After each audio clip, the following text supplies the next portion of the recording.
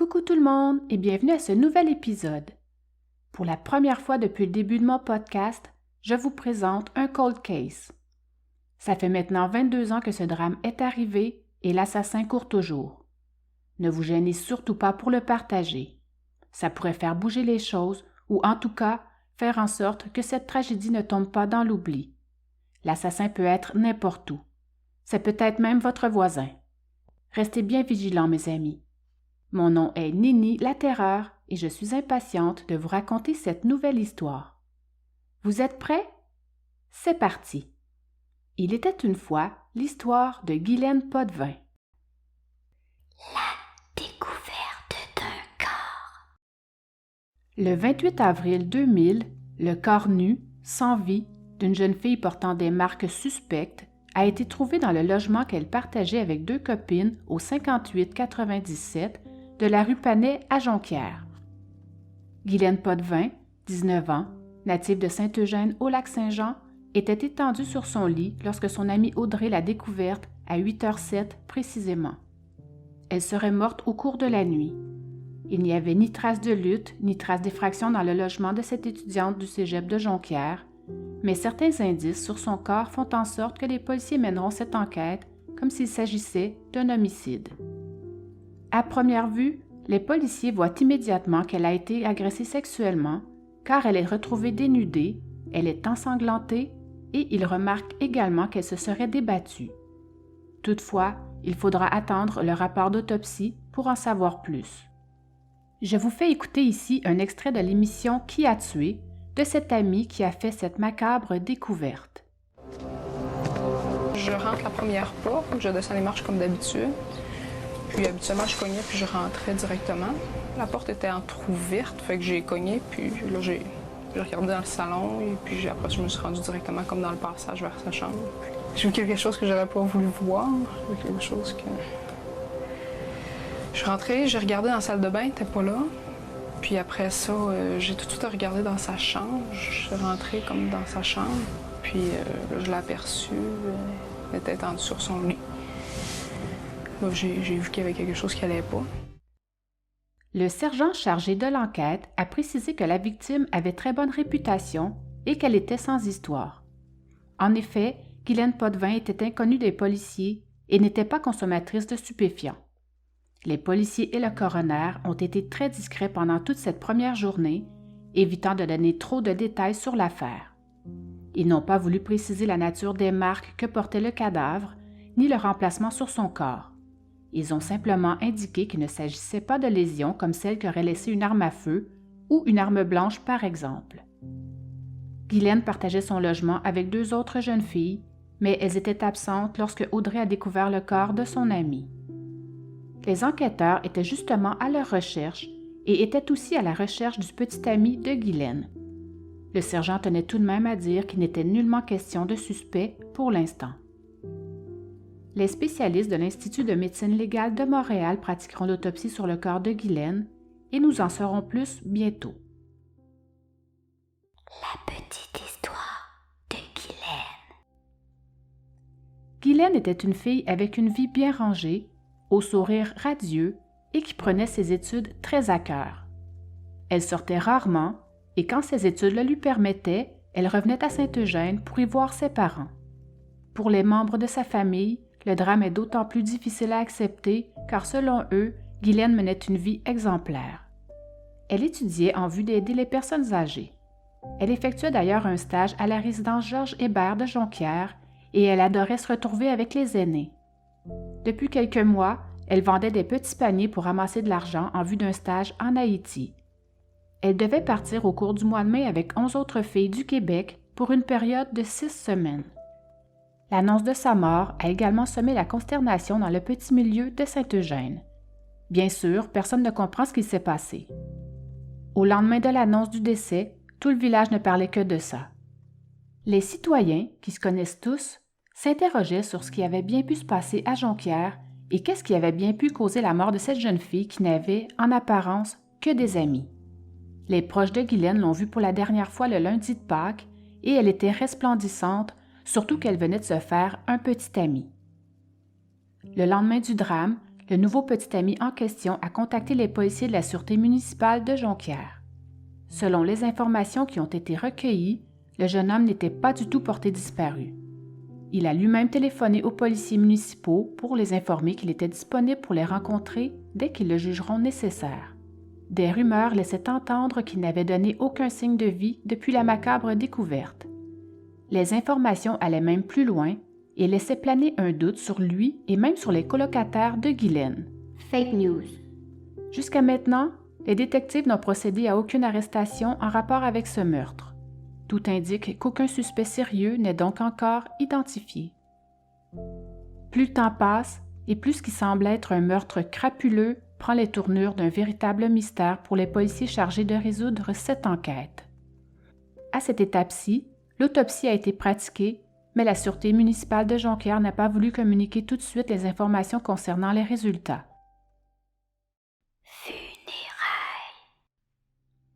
Une semaine après la découverte du corps, tout le village de Saint-Eugène est venu lui dire adieu. L'église de la paroisse était bondée. Un long cortège l'a mené à son dernier repos. Pour ses parents, la dernière semaine a été difficile, vu qu'ils ne pouvaient pas encore prendre possession du corps de leur fille, le temps que la police effectue son travail. Maintenant qu'ils ont pu l'enterrer, il ne leur restera qu'à attendre de savoir ce qui s'est vraiment passé pour pouvoir retrouver la paix et enfin pouvoir faire leur deuil, mais malheureusement pour eux, ils ne savent pas encore que ce drame deviendra un cold case. Pendant ce temps-là, les policiers de Jonquière poursuivent leur travail.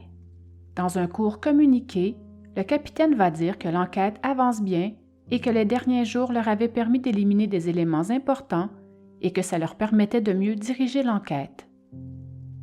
Comme pour faire taire les rumeurs, le capitaine a tenu à ajouter que la mort de Guylaine était un cas isolé et qu'il n'y avait pas de tueur en série qui courait dans les rues de Jonquière. Autopsie. À ce moment-ci de l'enquête, le meurtrier déambule libre comme l'air, pendant que les enquêteurs tentent de trouver des pistes qui pourraient le retracer. Pour la première fois depuis la découverte du cadavre de Guylaine étendu nu sur son lit dans son appartement, les policiers ont divulgué des informations. En effet, ils ont émis un communiqué dans lequel ils confirment que l'autopsie pratiquée au laboratoire de médecine légale de Montréal a démontré qu'elle était morte par strangulation. L'autopsie va également démontrer que Guylaine a été attaquée à main nue avec une force extrême et qu'elle avait également plusieurs fractures au visage. Le service de police confirme aussi que la jeune femme a été agressée sexuellement. Cependant, ils ne décriront pas les ecchymoses de Guylaine parce qu'elles ont été étudiées minutieusement par les spécialistes lors de l'autopsie et qu'elles sont d'un grand intérêt pour l'enquête policière en cours. Sur les lieux du crime, les policiers n'avaient trouvé aucune trace d'effraction, ni aucun indice laissant croire que le meurtrier connaissait sa victime, tout comme ils n'ont retrouvé aucune trace de bagarre dans l'appartement. À ce jour, plusieurs témoins ont été rencontrés. Les enquêteurs vérifient l'exactitude des versions recueillies auprès des proches de Guylaine. Selon eux, l'enquête avance tout de même relativement bien. En attendant les résultats des tests d'ADN, ils continuent leur investigation. Ils ont retenu certains témoins importants, mais d'autres ont été rayés de la liste et ainsi de suite jusqu'à ce qu'ils aient une conclusion finale. Les premières semaines de l'enquête ont permis d'écarter hors de tout doute plusieurs témoins et principalement le petit ami de Guylaine, Francis Bérubé, que les enquêteurs ont finalement rencontré. Je n'en sais pas plus à son sujet, malheureusement. ADN. Les tests ADN, effectués sur certaines matières corporelles retrouvées sur le corps de Guylaine, ont permis d'écarter rapidement son petit ami parmi les suspects et également d'écarter plusieurs autres individus de son entourage. Les premiers résultats ont confirmé qu'une seule personne, de sexe masculin, correspondait aux différents prélèvements faits sur la scène du crime. L'identité du meurtrier est malheureusement toujours inconnue pour le moment. Les policiers ont bon espoir d'en apprendre plus quand ils auront reçu les résultats d'autres tests qui ont été soumis au laboratoire de médecine légale. Le capitaine a indiqué que le service de police de Jonquière poursuivait son enquête et procédait à la vérification de témoins importants en ne négligeant aucun indice ni détail de l'événement, qu'ils y mettaient de gros efforts dans le but de résoudre ce meurtre et avaient très bon espoir de trouver le coupable. Les enquêteurs ne chôment pas mais n'avance pas non plus. La seule nouvelle information à cette affaire concerne l'un des sacs à main de Guylaine. Il aurait été retrouvé au centre de tri de la MRC du Fjord quelques jours après le drame. Les policiers n'ont cependant retrouvé aucun document pertinent dans ce sac à main, mis à part un carton identifiant sa propriétaire. Un an plus tard. Une année presque jour pour jour après ce drame, le service de police fait le point sur l'enquête qui suit toujours son cours et les policiers invitent de nouveau la population à leur fournir toute information relative à cette affaire. Ils lancent également cet appel parce qu'ils voudraient bien savoir si une personne qui se trouvait à Jonquière au cours de la nuit du 27 au 28 avril aurait pu quitter subitement la région. En gros, ils cherchent à savoir si l'auteur du crime est un Jonquiérois qui a quitté la ville ensuite ou quelqu'un de l'extérieur qui se trouvait à Jonquière pendant cette période. 2 ans plus tard. Le temps passe sans toutefois récolter de nouveaux indices qui pourraient faire avancer cette horrible histoire. Jusqu'à présent, plusieurs témoins importants ont été éliminés. Ces vérifications n'ont toutefois pas permis d'identifier l'auteur de l'agression et donc les enquêteurs relancent encore une fois la population dans l'espoir de recueillir de nouveaux renseignements. Tout ce qu'ils savent jusqu'à maintenant, c'est que Guylaine a été agressée sexuellement et est morte par strangulation. Les divers prélèvements qui ont été faits sur les lieux du crime leur ont permis de découvrir qu'il correspondrait à une seule personne de sexe masculin. L'enquête leur a d'abord permis de rencontrer 350 personnes gravitant d'une façon ou d'une autre autour de Guylaine, soit des parents, amis, étudiants et autres connaissances. En raison des similitudes du dossier avec d'autres crimes commis ailleurs, 750 autres personnes ont été rencontrées dans d'autres régions. Toutes ces personnes sont donc éliminées de la liste des suspects, dont 24 autres à la suite de tests ADN. Nous reviendrons sur cette 24e personne plus loin dans l'histoire. Tueur en série. Après avoir affirmé que la mort de Guylaine n'était pas imputable à un tueur en série, les policiers se ravisent.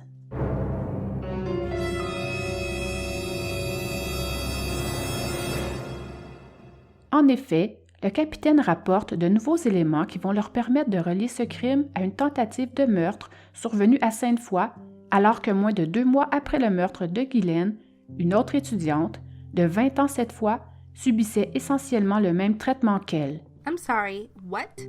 Cette deuxième victime a été battue, agressée sexuellement, étranglée et laissée pour morte par son agresseur. Plus chanceuse que Guylaine, cette étudiante de l'Université Laval a survécu à l'agression. L'analyse des 2 scènes de crime a révélé que les 2 victimes ont été assaillies et rouées de coups durant leur sommeil avant d'être agressées sexuellement, puis étranglées. Le modus operandi est exactement le même. Si les détails de cette affaire n'avaient pas encore été dévoilés, ce n'était pas par manque de bonne volonté, mais parce que la victime habitait toujours au même endroit, sur la rue Chapdelaine à Sainte-Foy. En raison du choc qu'elle a subi, cette deuxième victime craignait de subir les représailles de la part de son agresseur qui savait exactement où elle habitait. Elle ne désirait pas que son adresse et son nom ne soient connus de tout le monde, bien évidemment. Ce n'est donc qu'à la suite de son déménagement que l'info a pu sortir. Nous l'appellerons Marie. Marie était morte de peur. Je vous parlerai de son calvaire avec plus de détails un peu plus loin dans l'histoire. Heureusement, Marie a survécu, mais, malheureusement, sans pouvoir identifier l'individu qui l'avait surprise dans son sommeil. En plus des nombreuses similitudes entre les 2 événements, les policiers ont découvert que l'ADN correspondait au même individu. En ce début de 2e anniversaire de ce meurtre crapuleux, la résolution de ce crime demeure toujours la priorité de la police de Saguenay. Similitude. Plusieurs similitudes relient ces 2 événements. Les victimes étaient des étudiantes qui avaient à peu près le même âge, elles étaient toutes les 2 de nature réservée, elles menaient une vie rangée et elles étaient impliquées socialement. Elles demeuraient toutes les 2 dans un sous-sol et près de leur école. Mais ce n'est pas tout. Les fenêtres de leur logement n'avaient pas de rideaux et les portes n'étaient pas verrouillées au moment des événements. Dans les deux cas, le suspect a attendu que les deux filles soient seules dans leur logement avant d'entrer, ce qui laisse croire aux policiers que le tueur avait vraiment choisi ses victimes. Il avait donc probablement surveillé leur déplacement pendant un certain temps avant d'agir. What? C'est effectivement une méthode souvent utilisée par les prédateurs sexuels. On parle ici d'un criminel d'opportunité qui a longuement étudié ses victimes. Les enquêteurs croient que s'il a été capable de le faire 2 fois, il est bien capable de recommencer et donc ils invitent la population à la prudence. À la suite du revirement inattendu concernant cette deuxième victime, les policiers se tournent encore une fois vers la population dans le but d'obtenir de nouvelles informations. Cette fois, ils demandent aux gens de fouiller dans leurs souvenirs pour voir s'ils connaissent une personne qui se serait trouvée dans la région de Jonquière le 28 avril 2000, lors de la mort de Guylaine, et dans la région de Québec le 3 juillet, date de la deuxième agression. Ça pourrait être quelqu'un qui faisait du bénévolat ou encore qui faisait partie d'une organisation étudiante ou sportive, par exemple. Les policiers aimeraient bien faire des liens. Fausse piste.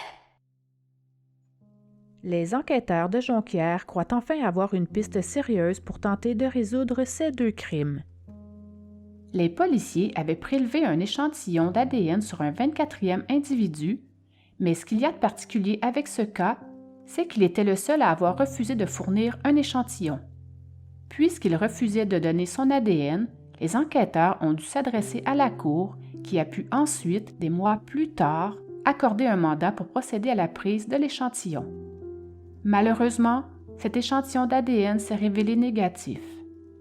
Les policiers avaient mis beaucoup d'espoir dans cette analyse vu que le suspect avait catégoriquement refusé de fournir un échantillon de son code génétique. C'était louche, mais ça ne va pas ralentir l'enquête qui se poursuit de plus belle. D'ailleurs, l'ADN retrouvé sur les lieux de ces 2 meurtres est systématiquement comparé avec celui de tous les criminels canadiens qui sont forcés par un tribunal à fournir un exemplaire de leur code génétique. Les enquêteurs gardent donc toujours espoir malgré tout. 3 ans plus tard. Les policiers disposent de d'autres indices qui pourraient peut-être trahir le meurtrier. Sur leur site Internet, ils ont dévoilé une information supplémentaire qui pourrait possiblement mener à l'arrestation de l'assassin. En effet, la police va publier des images de différents bijoux qui appartenaient aux 2 victimes. Comme ils possèdent une preuve ADN qui pourrait sans doute se retrouver sur ces bijoux, ils publient donc les photos d'une bague de finissante dérobée chez Guylaine, un bracelet volé chez Marie, mais aussi un appareil photo, un petit coffre et un sac à main. Ces objets avaient bien sûr été dérobés par le meurtrier. Un autre rituel souvent observé chez un tueur en série. Ce que les enquêteurs souhaitent en publiant ces photographies, c'est que quelqu'un puisse se rappeler de ces objets ou puisse leur communiquer de l'information supplémentaire sur l'identité d'une personne qui les aurait eues en sa possession. Malheureusement, la publication de ces photos ne permettra pas de le retracer. J'aurais bien aimé vous les montrer, mais les images sont malheureusement trop vieilles pour que l'on puisse bien les distinguer. Cependant, je vous fais écouter ici un extrait de Audrey concernant ces vols.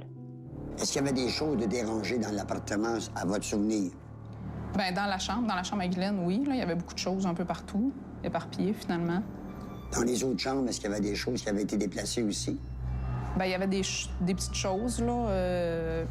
Il y avait le lit qui avait un truc, je pense, de brisé, des petits tiroirs d'ouvert, mais j'ai pas pris attention à ce qui manquait. Finalement, après coup, on a réalisé, une fois qu'on a vidé l'appartement et ces choses-là, que l'appareil photo, toutes les photos qu'on avait prises dans les derniers mois, dans les dernières semaines de nos moments au quotidien, bien, il manquait.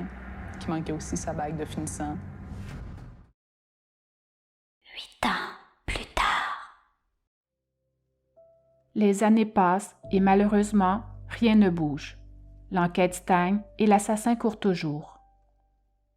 Encore Claude Larouche. La similitude des 2 crimes et le fait que Larouche soit originaire de Jonquière vont susciter des doutes chez les enquêteurs sur peut-être un possible lien entre ces 2 affaires. Par mesure de précaution, des mises à jour sont alors effectuées.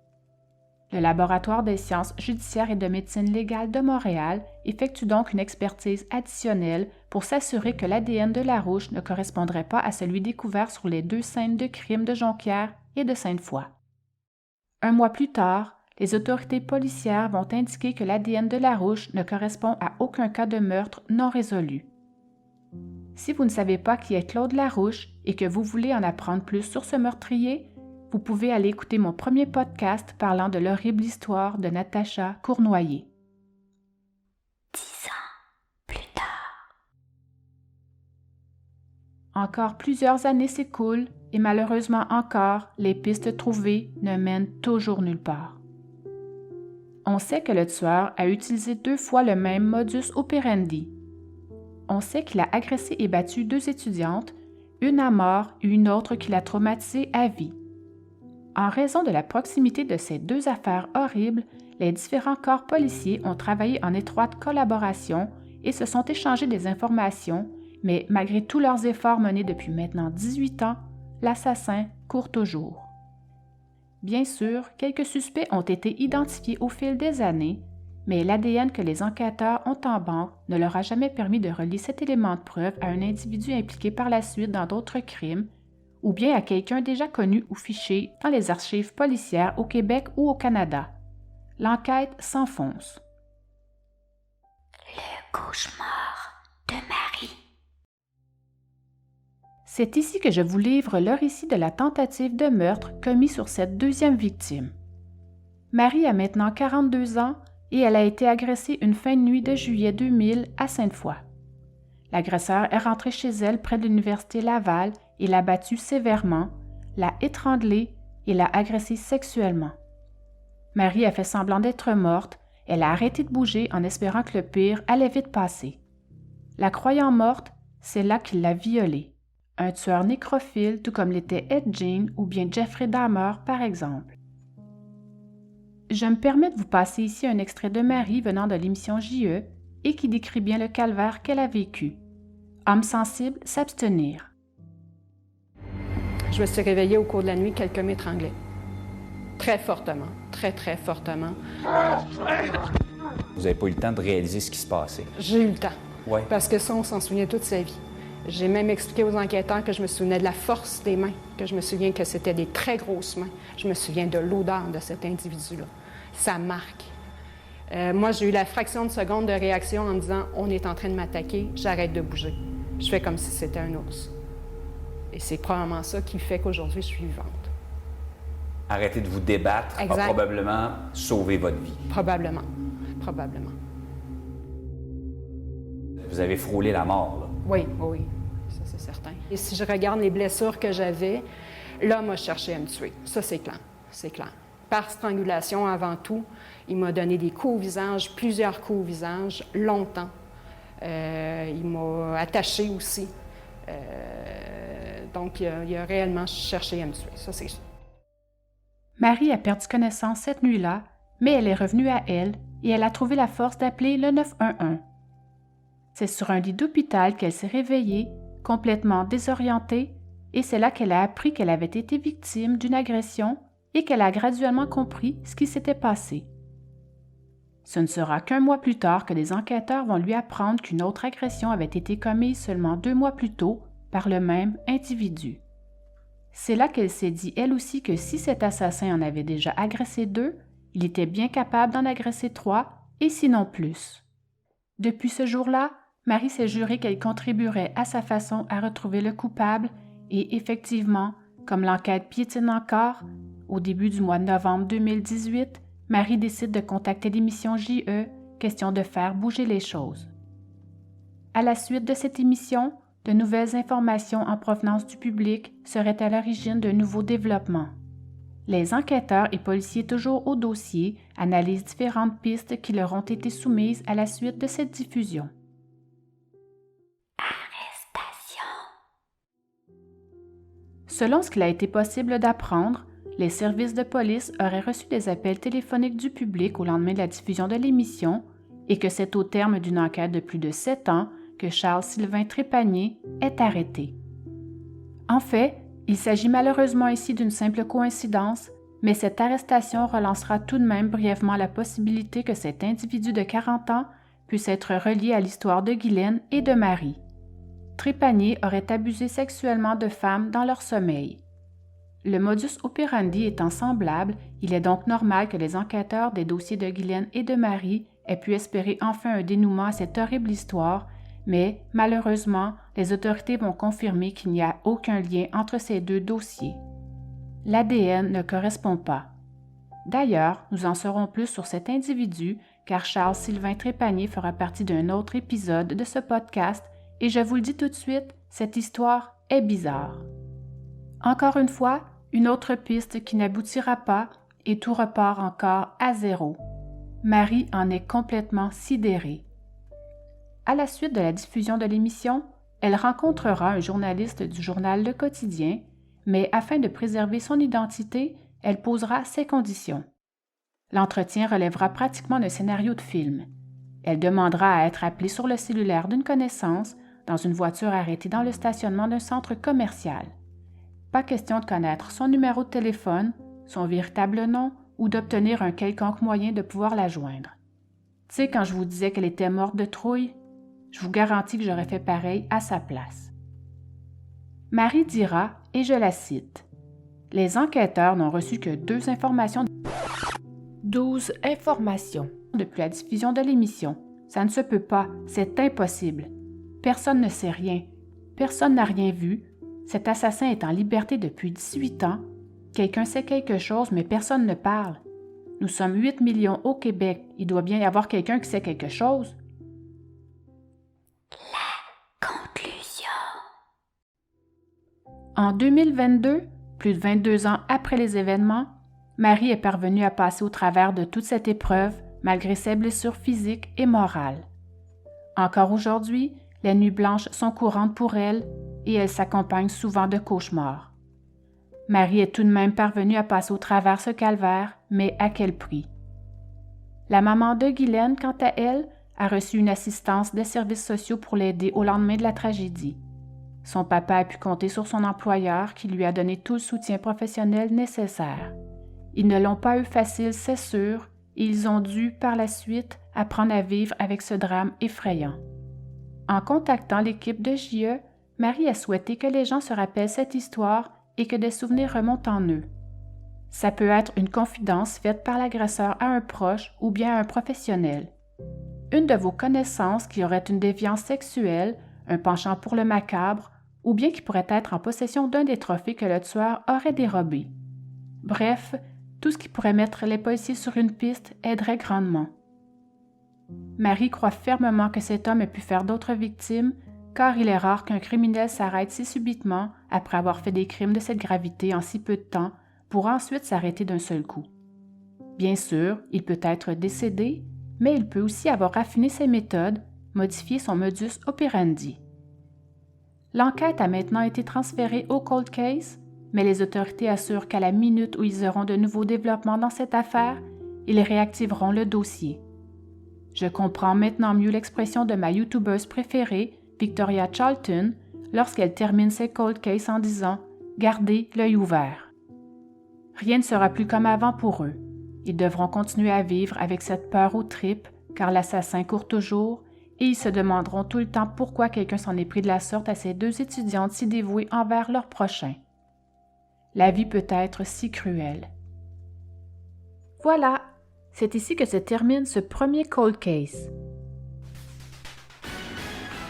Bulletin spécial.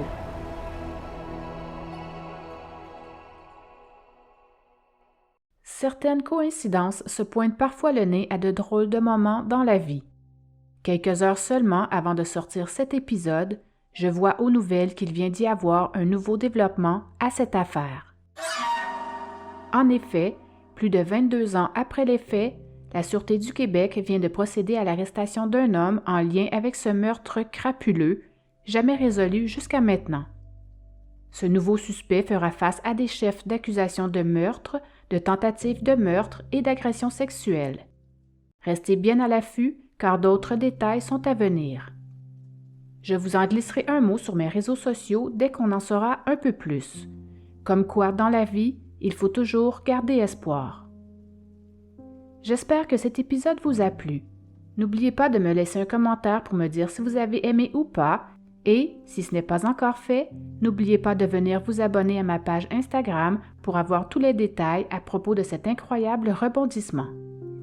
Vous pouvez aller dormir maintenant, mais si j'étais vous, je jetterais quand même un œil sous le lit.